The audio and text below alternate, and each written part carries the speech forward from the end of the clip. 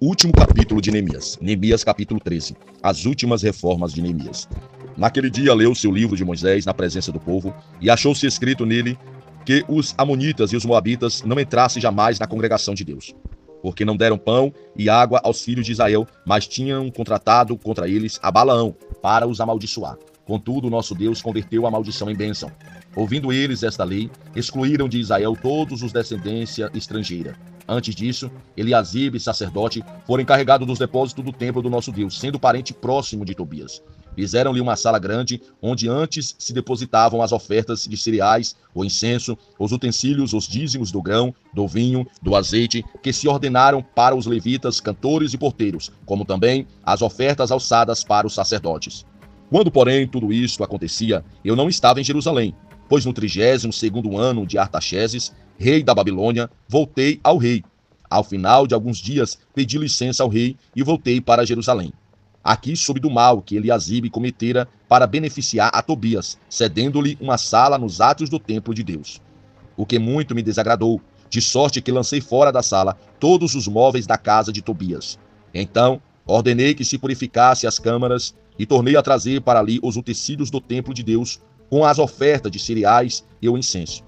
Também soube que as porções dos levitas não lhes foram dadas, de maneira que os levitas e os cantores que faziam os serviços tinham retornado cada um para as suas terras. Assim, repreendi os magistrados e lhes perguntei: por que se negligenciou o templo de Deus? Então eu os ajuntei e os reintegrei nos seus postos. Todo Judá trouxe os dízimos do grão, do vinho, do azeite aos celeiros. Por tesoureiros dos depósitos pus Selemias, o sacerdote, a Zadok, o escrivão, e a Pedaías, entre os levitas, como assistente deles, e Hanã, filho de Zacur, filho de Metanias, pois foram achados fiéis, e se lhes encarregou a responsabilidade de distribuírem as porções aos seus irmãos. Por isso, Deus meu, lembra-te de mim, e não apagues as beneficências que fiz ao templo do meu Deus e para o seu serviço. Naqueles dias, vi em Judá homens trabalhando em tanques de prensar uvas no sábado e trazendo trigo que colocava sobre jumentos, como também vinho, uvas e figos e toda sorte de carga que trazia a Jerusalém no dia do sábado. Portanto, os adverti contra a venda de mantimento neste dia. Também habitavam em Jerusalém alguns da cidade de Tiro, que traziam peixe e toda sorte de mercadorias que no sábado vendia aos filhos de Judá e em Jerusalém.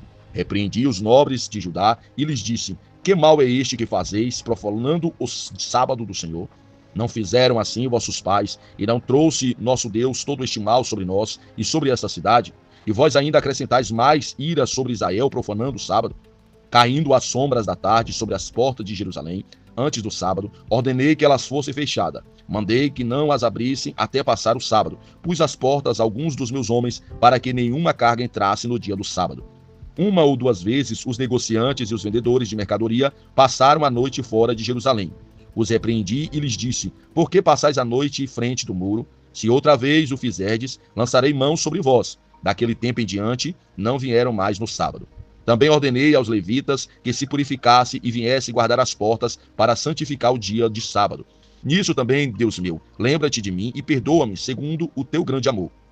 Vi também naqueles dias judeus que tinha casado com mulheres asdoditas, amonitas e as moabitas. Metade de seus filhos falavam a língua de Asdod ou a língua de um dos outros povos, e não podiam falar a língua de Judá. Repreendi-os e os amaldiçoei, e espanquei alguns deles. Lhes arranquei os cabelos e os fiz jurar por Deus, dizendo: não dareis mais as vossas filhas aos filhos deles, e não tomareis mais as filhas deles, nem para os vossos filhos, nem para vós mesmos. Não foi por causa de casamentos como estes que pecou Salomão, rei de Israel? Entre as muitas nações não houve rei semelhante a ele. Ele foi amado de seu Deus, e Deus o constituiu rei sobre todo Israel. Contudo, as mulheres estrangeiras o fizeram pecar. Queres que se diga de vós que cometeis toda essa terrível maldade, sendo infiéis ao nosso Deus, casando com mulheres estrangeiras?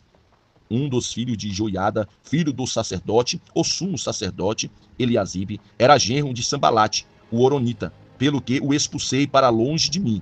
Lembra-te deles, Deus meu, pois contaminaram o sacerdócio, como também a aliança sacerdotal e levítica. Assim os purifiquei de todos os estrangeiros e designei os deveres dos sacerdotes e dos levitas, cada um na sua função. Também restabeleci o fornecimento da madeira e das primícias em tempos determinados. Lembra-te de mim, Deus meu, para o meu bem.